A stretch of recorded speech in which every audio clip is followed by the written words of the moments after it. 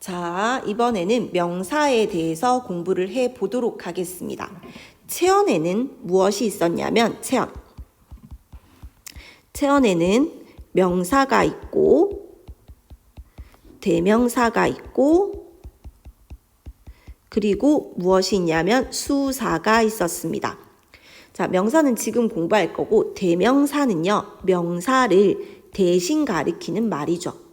예를 들면 여기 쌤이 좋아하는 딸기, 사물의 이름이니까 얘가 명사죠.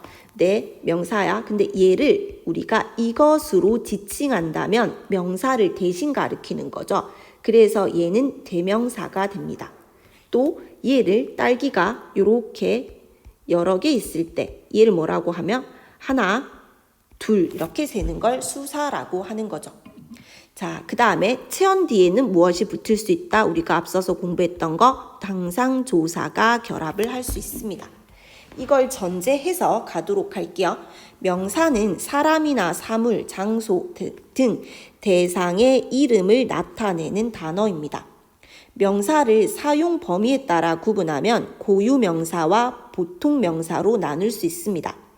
고유명사는 특정한 하나의 개체를 다른 개체와 구별하기 위해 붙인 이름이고요. 보통명사는 어떤 속성을 지닌 대상에 대해서 두루 쓰이는 이름입니다. 예를 들어서 볼게요. 여기 이렇게 누가 봐도 자, 산을 그렸습니다. 그래서 이런 것들 지금을 지칭할 때 우리는 뭐라고 하냐면 이렇게 생긴 애들을 산이라고 합니다. 그런데 이 여러 산 중에서 이 산의 이름을 계룡산이라고 할 수 있겠죠. 그래서 이런 것을 이렇게 여러 산 중에서 다른 산과 구분하기 위해서 붙인 이 이름을 계룡산이라고 하면 이렇게 산의 특성을 가지고 있는 이런 애들을 산이라고 부를 때 얘는 보통 명사가 되는 거고요. 그리고 다른 산과 구별하기 위해서 붙인 이 산의 이름 계룡산이라고 하는 것은 고유 명사가 되는 겁니다. 자, 이걸 다르게 볼 수 있죠. 또 이렇게 생긴 사람, 이거 다 이런 특성을 가지고 있는 걸 전부 다 사람이라고 하면 그건 보통 명사예요. 근데 이런 사람 중에 특정한 어떤 사람을 유관순이라고 부를 때 우리는 그것을 고유명사라고 합니다. 그래서 고유명사, 보통명사, 그러니까 어떤 특성을 두루 가지고 있는 거, 개라고 하는 건 보통명사죠. 그러니까 이게 개도 다양하게 생길 수가 있잖아요. 큰 개도 있을 수 있고 작은 개도 있을 수 있고, 근데 그런 어떤 개가 가지고 있는 일반적인 특성을 모두 가지고 있을 때 그런 것을 우리는 보통명사라고 해요. 근데 우리 집에서 키우는 그 개의 이름이 예를 들면 바둑이 라고 불렀을 때 그 바둑이는 뭐가 되니까 우리 집에서 내가 키우는 한 10년 이렇게 넘게 키우고 있는 강아지의 이름이 바둑이라고 할 때 그 바둑이는 고유명사가 되는 겁니다. 이거 이해하시겠죠? 그래서 넘어가도록 하겠습니다.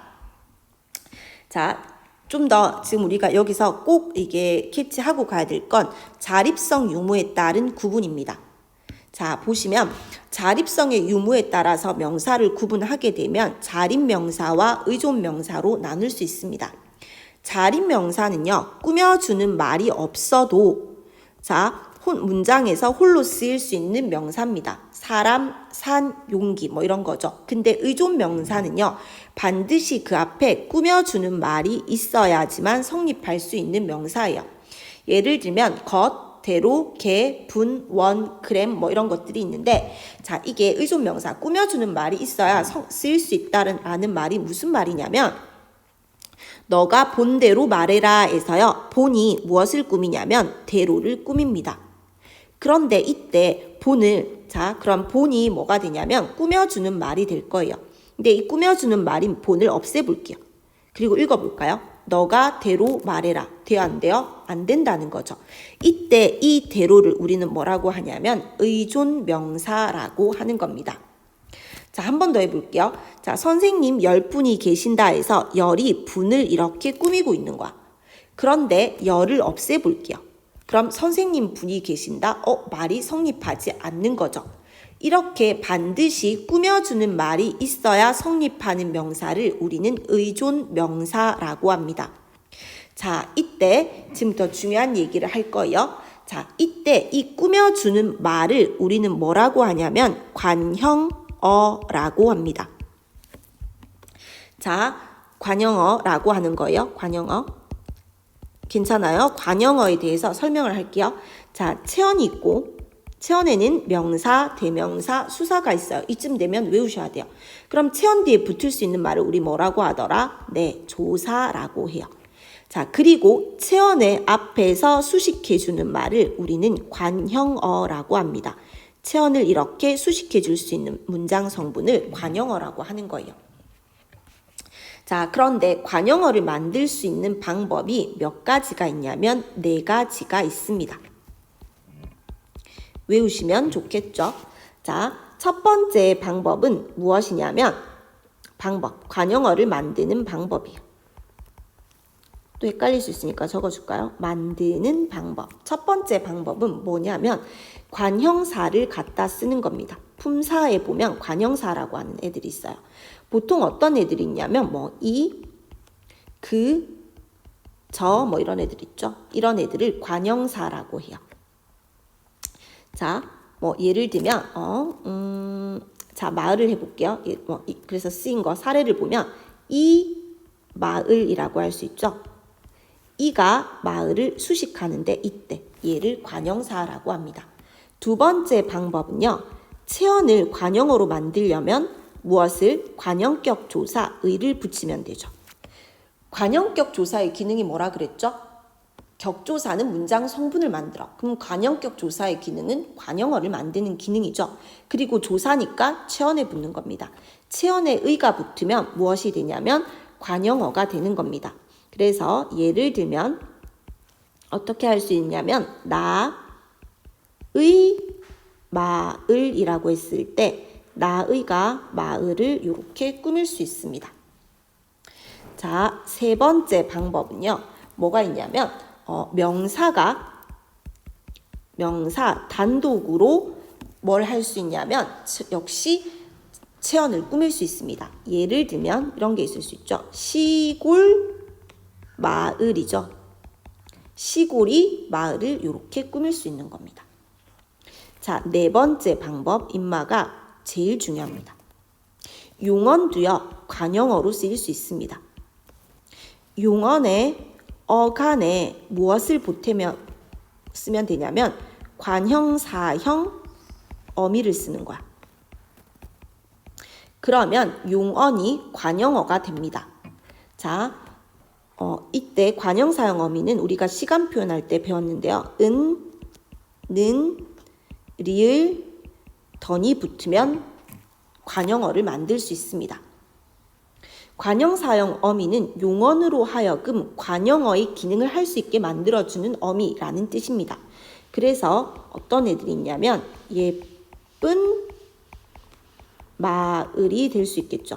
예쁜이 마을을 꾸며줄 수 있는 겁니다. 이때 예쁜을 보시면 예쁘다에 관형사형 어미 니은이 붙는 겁니다.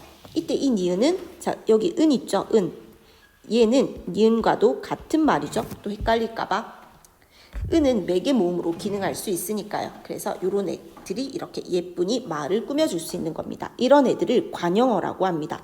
그래서 관형사나 체언의 혹은 명사, 용언어 간의 관형사형 어미의 도움을 받으면 관형어를 만들 수 있습니다.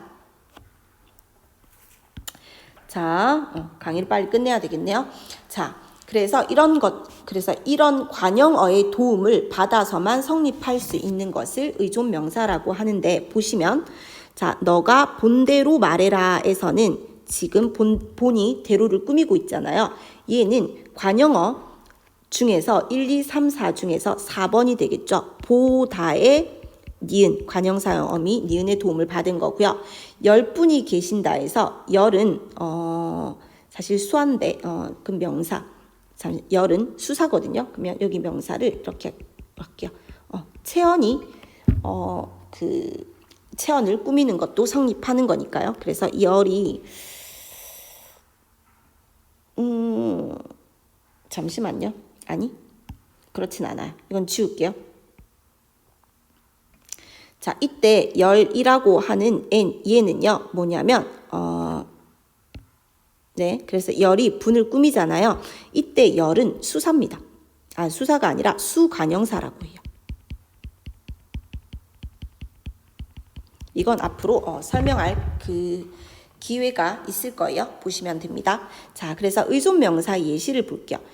자, 모든 관형사, 그러니까 의존명사의 예시인데 앞에 어떤 그 관형사, 뭐 관형어랑 또 잘 다 어울릴 수 있는 건 것 이런 애들이 있고요.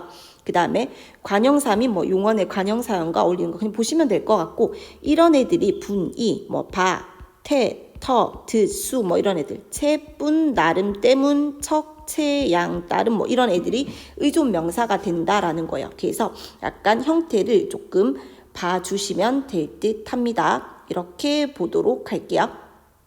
자, 여기까지 명사입니다. 근데 이게 이제 조금 더 어려운 걸 할 건데 쌤이 시험 감독을 가야 돼가지고 여기에서 마감하도록 하겠습니다.